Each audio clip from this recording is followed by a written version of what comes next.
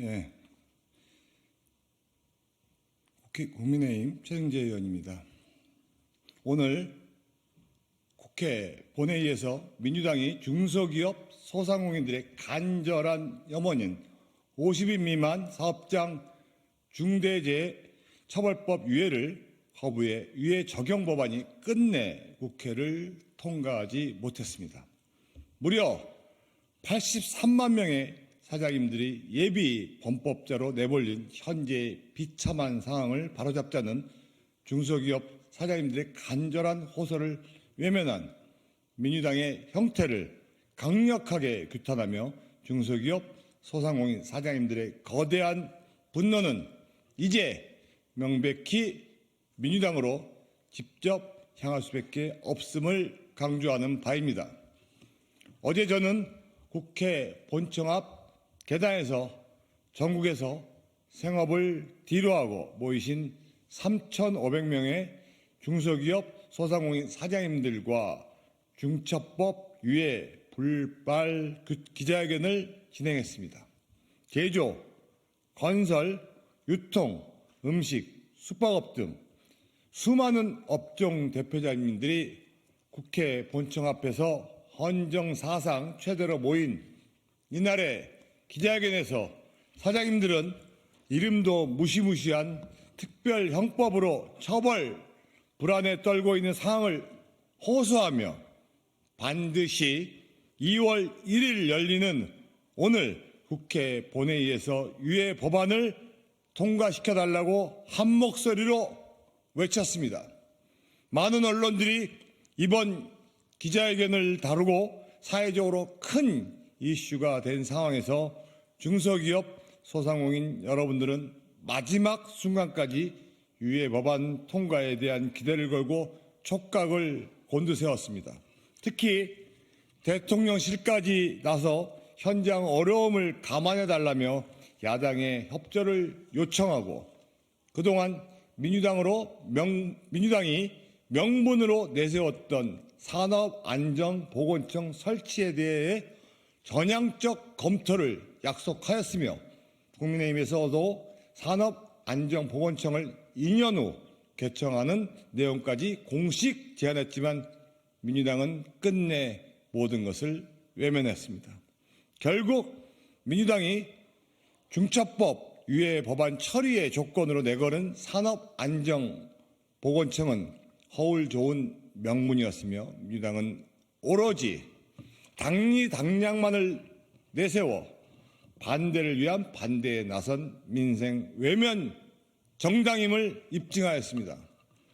2021년 기준으로 우리나라 중소기업 소상공인은 업체 수로 771만 개로 전체 기업의 99.9%를 차지하고 1,849만 명의 종사자를 고용하고 있습니다.